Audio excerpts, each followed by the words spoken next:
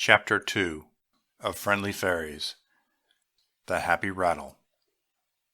Willie Woodchuck sat at the entrance of his burrow home, whittling upon a tiny dried gourd. "What are you making?" asked Timothy Toad, as he hopped through the grass and sat in front of Willie. "Oh, I'm just whittling because I have nothing else to do," replied Willie Woodchuck. So Timothy Toad hopped on down the path until he met Eddie Elf. "Willie Woodchuck is whittling because he has nothing else to do," said Timothy Toad.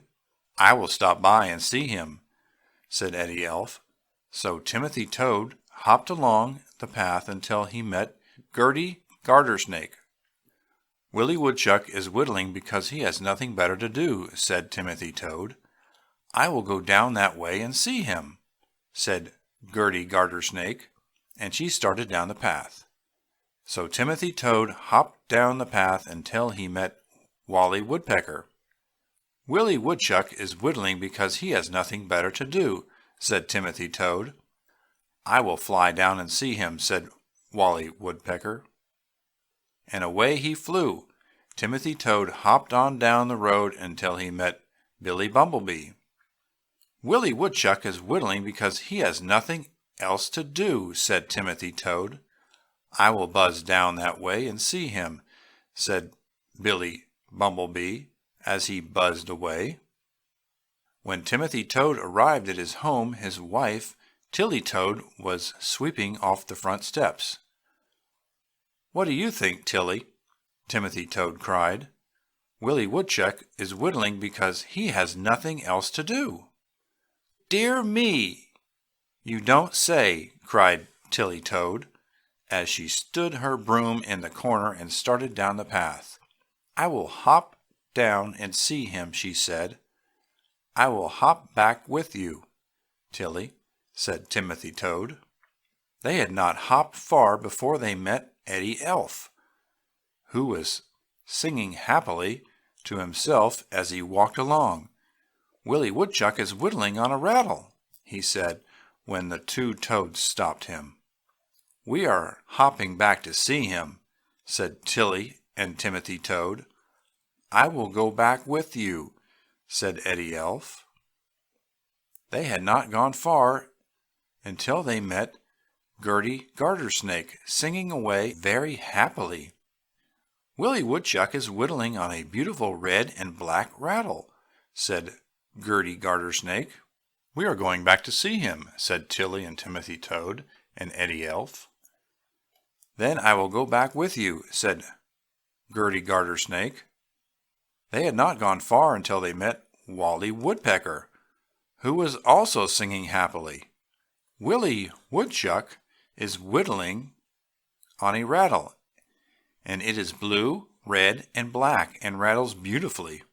"We are going back to see him," said Tilly and Timothy Toad and Eddie Elf and Gertie Gartersnake. "Then I will go back with you," said Wally Woodpecker. They had not gone far before they had met Billie Bumblebee. "Willie Woodchuck is whittling on a beautiful yellow and blue and red and black rattle, and it rattles beautifully."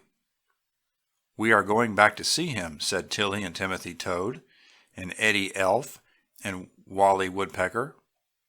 "Then I will go back with you," said Billie Bumblebee. So away they all went until they came to Willie Woodchuck's home. "Where is Willie Woodchuck?" they asked of Winnie Woodchuck, his wife. "He has taken his beautiful new yellow and red and blue and black and white rattle, which rattles so beautifully, over to show Grumpy Grundy the Owl," said Winnie Woodchuck. "Then we will go there," said the others.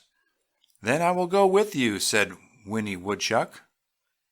Grumpy Grundy the Owl was a very cross old creature, and if everything did not suit her all the time, she hooted and howled. In fact, she cried so much she had made large red rings around her eyes. When Tilly and Timothy Toad and Eddie Elf and Gertie Gartersnake and Wally Woodpecker and Billie Bumblebee and Winnie Woodchuck arrived at Grumpy Grundy's place, they heard merry laughter, and whenever the laughter ceased, they heard the buzz and the rattle and the hum of Willie Woodchuck's rattle. So they went inside, and there was Willie Woodchuck with a beautiful yellow and red and blue and black and white rattle, and when he rattled it, Grumpy Grundy rolled on the floor and laughed until the tears ran from her eyes. So they all lifted Grumpy Grundy on a chair and wiped her eyes, and what do you think?